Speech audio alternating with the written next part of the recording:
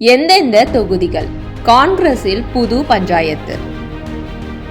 தமிழக சட்டப்பேரவை தேர்தலில் காங்கிரஸ் போட்டியிட வேண்டிய தொகுதிகள் குறித்து திமுக தலைமையுடன் மேலிட பொறுப்பாளர் கிரீஷ் சோடங்கர் தான் பேச்சுவார்த்தை நடத்த வேண்டும் என சத்தியமூர்த்தி பவனில் புதிய பஞ்சாயத்து ஒன்று வெடித்து கிளம்பியிருக்கிறது.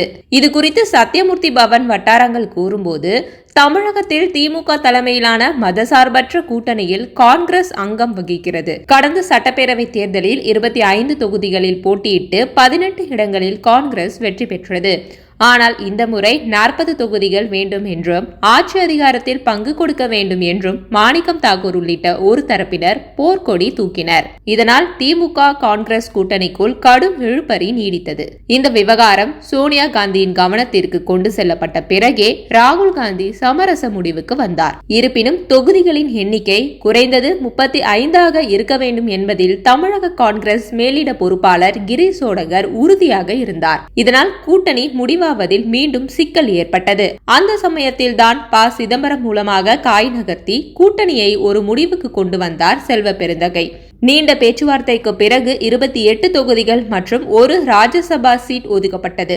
இதில் கிரீஷ் சோடங்கருக்கு துளியும் விருப்பமில்லை என்று சொல்லப்படுகிறது. இந்த விவகாரத்தில் கிரீஷ், செல்வ பெருந்தகை இடையே மோதலும் வெடித்தது. இத்தகைய சூழலில்தான் எந்தெந்த தொகுதிகளில் போட்டியிடலாம் என்பது குறித்த ஆலோசனை கூட்டம் அண்மையில் சத்தியமூர்த்தி பவனில் நடைபெற்றது. அந்த கூட்டத்தில் பேசிய திருநாவுக்கரசர் உள்ளிட்ட தலைவர்கள், திமுக பலவீனமாக இருக்கும் தொகுதிகளை நமக்கு தள்ளிவிட வாய்ப்பிருக்கிறது, அதில் நாம் கவனமாக இருக்க வேண்டும் என எச்சரித்தனர்.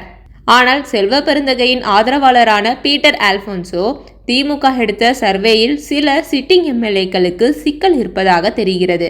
எனவே திமுக கொடுக்கும் தொகுதிகளை பெற்றுக்கொள்வதுதான் வெற்றிக்கு கை கொடுக்கும் என்றார்.